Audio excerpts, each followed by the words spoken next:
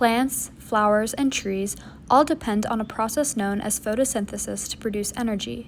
This process takes in CO2, H2O, and sunlight and produces glucose, or energy, as well as oxygen. Animals such as salamanders, insects, and birds take in oxygen and through a process known as cellular respiration break down glucose to produce energy, or ATP.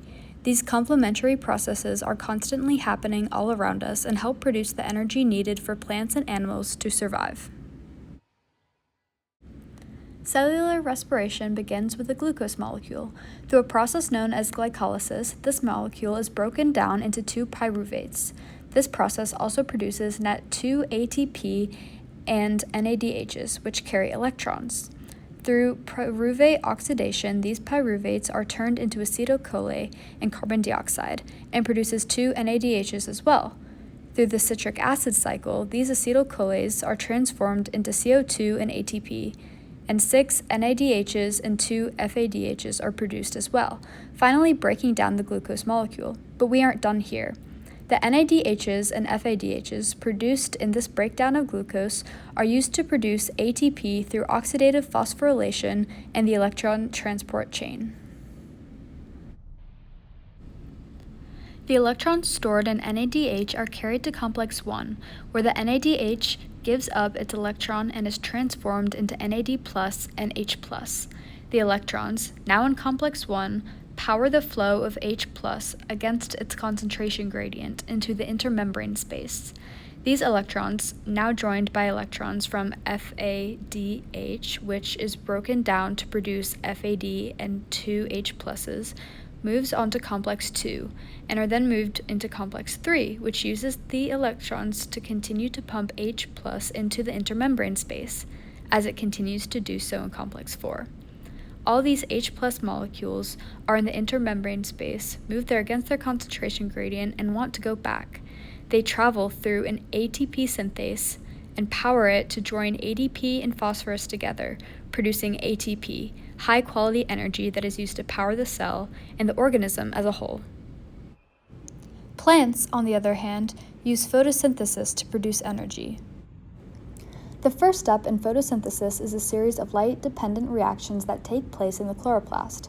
Photons excite the antenna complex, which excite electrons in the reaction center within photosystem 2.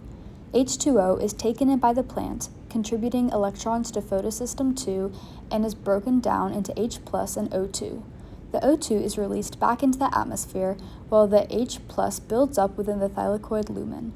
The electrons within photosystem 2 work their way through the cytochrome complex and into photosystem 1, which fuels the production of NADPH.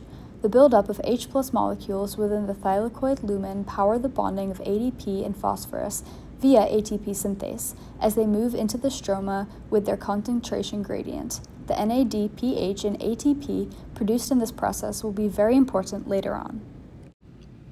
The Calvin cycle is the second big process that takes place during photosynthesis.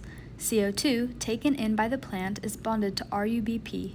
The resulting 6-carbon molecule is very unstable and is quickly broken up into 6 3-PGA molecules in a process called carbon fixation. The 3-PGA is then phosphorylated by ATP and then reduced by electrons from NADPH, producing 6G3P in a process known as reduction.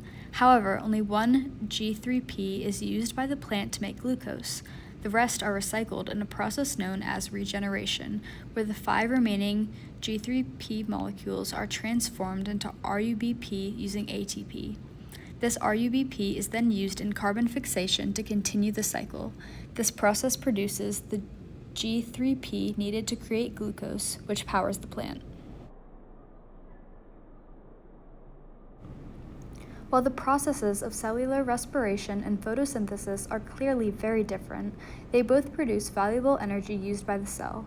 The oxygen produced by plants is used by animals in cellular respiration, which, in turn, produces CO2 that is then used by plants in photosynthesis.